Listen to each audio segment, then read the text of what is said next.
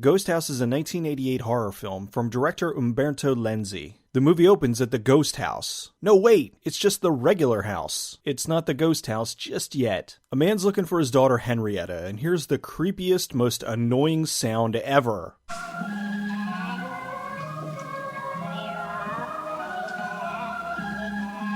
Hope you like this tune. It plays another 300 times. He finds her in the basement where she was running with scissors and killed the cat. As punishment, he locks her in the basement in the dark. I'd say this kind of treatment is what creates little monsters that kill their parents. No wonder she's crazy. Who gave her the evil clown? The father goes to change some light bulbs, and there's that music again. Here's a tip. If a light bulb suddenly starts inflating, don't stare directly into it. Same thing goes for mirrors. Remember what I said about killer kids? Well, the kid didn't do it herself, but somehow got Mr. Clown's ghost friends to do it for her. 20 years later, some much happier music.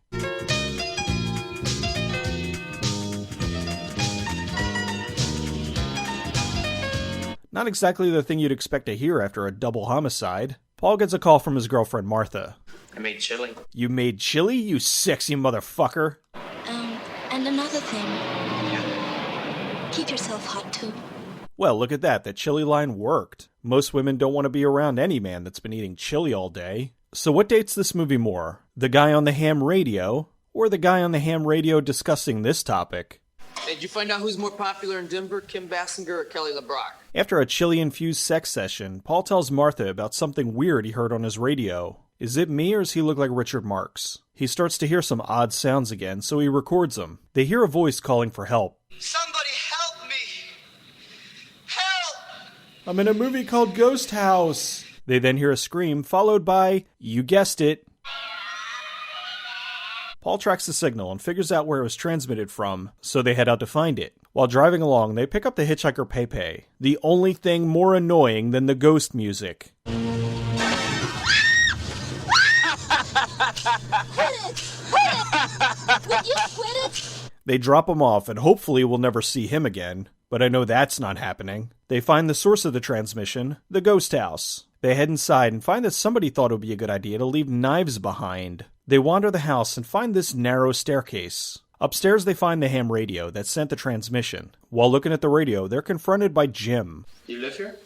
No. We're here on vacation.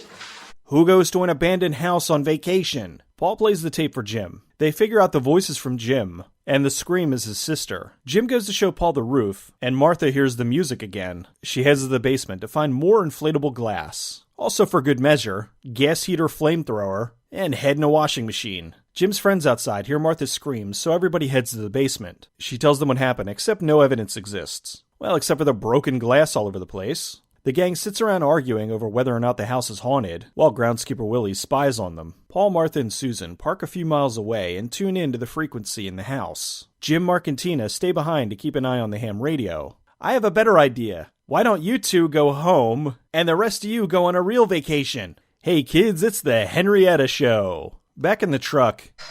Nothing's gonna happen. This is getting boring.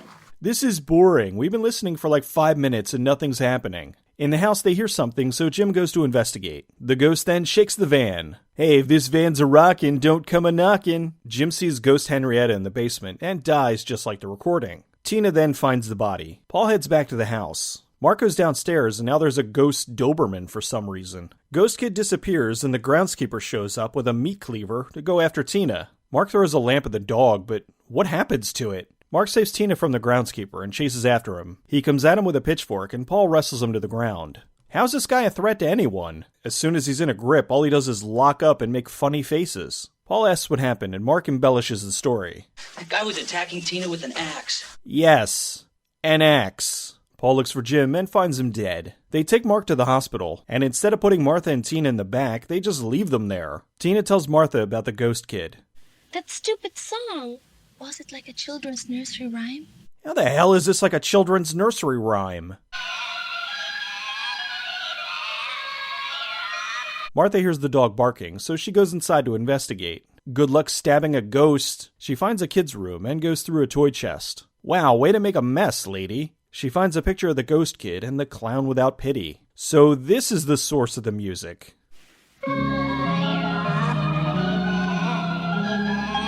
Just set the clown back to good already. I'm starting to think this movie wants to rip off Poltergeist. Paul shows up, but the clown's gone. The next day, the police are there to tell them why the house is empty. They think the groundskeeper is the killer. The 11-year-old daughter, Henrietta. First, we listed her as missing. Then? And then? Then we found her down the cellar. Someone locked her in.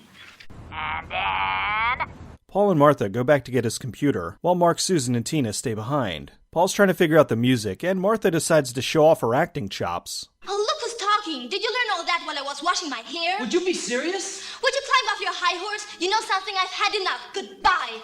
He calls the police and finds out the people that used to own the house ran a funeral home. Tina gets attacked, and oh good, Pepe's back. Some joke, huh?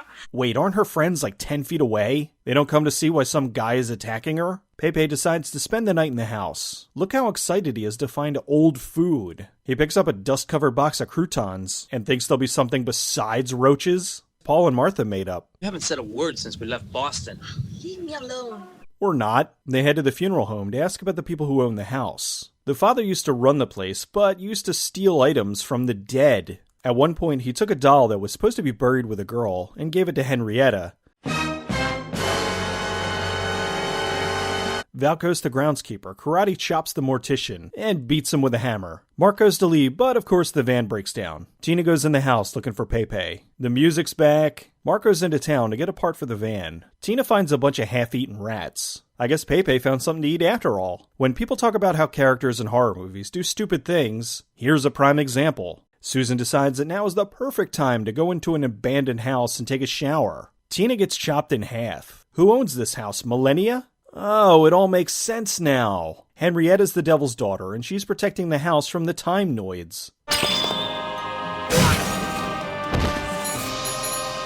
Susan discovers the running water in the house is blood. Tina shows up, but really it's the clown. Paul goes to look for the cemetery custodian, and Martha tries to contact Mark. Valco shows up and chases Martha. I'm pretty sure she can outrun him. Great hiding spot. The narcoleptic custodian tells him what he already knows. Martha locks herself in Henrietta's crypt, and a zombie hand knocks her out. Paul finds Valco's hung himself. Why does he do this now? He manages to rescue Martha. Marco's looking for Tina and Susan, but falls through the floor, and the house was built on top of the stuff? Susan's looking for an exit and finds Pepe dead. Boo! The most annoying character in the movie, and we don't even get the satisfaction of watching him die? Susan accidentally kills Mark. Here, Martha, have some booze. Paul decides the best course of action is to burn Henrietta's body. Who is the coroner? That's the most well-preserved body I've ever seen. Susan locks herself in a room, but death shows up. When Paul burns the body, Henrietta disappears. The police are back at the house, and shouldn't they have this place blocked off pending investigation? Time goes by, and everything's back to normal. That is until Martha sees the doll in a store. The doll messes with the walk signs, and Paul gets hit by a bus.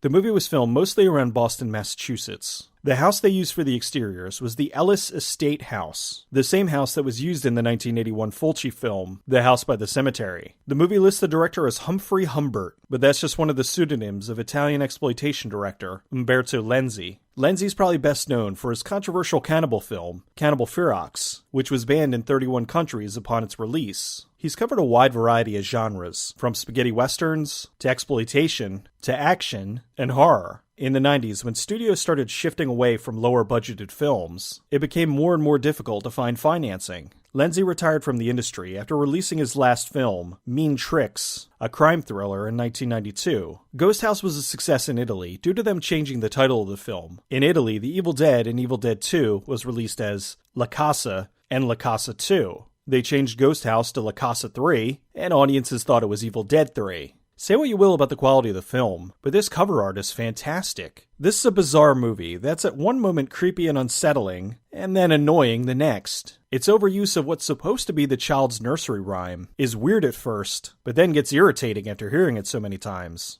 As is with a lot of 80s Italian horror, there are things that don't make sense. The father's this hyper-religious person who steals items from the dead who come through his mortuary, who goes on vacation to an abandoned house. What's up with the ghost dog? Why did the police leave the group at the house rather than bring them in for questioning? Why was Pepe even in the movie? Aside from that, it's a good time if you're into wonderfully cheap Italian knockoff cinema. While the acting's not the best, the gore and atmosphere make it enjoyable. Lenzi's a good director and knows how to take something silly and make it engaging. There's something so enjoyable about Italian horror. When it's on, it's scary as hell. When it's off, it's still better than most bad horror films. I'd sooner sit through a marathon of bad Italian horror than have to watch Ouija again.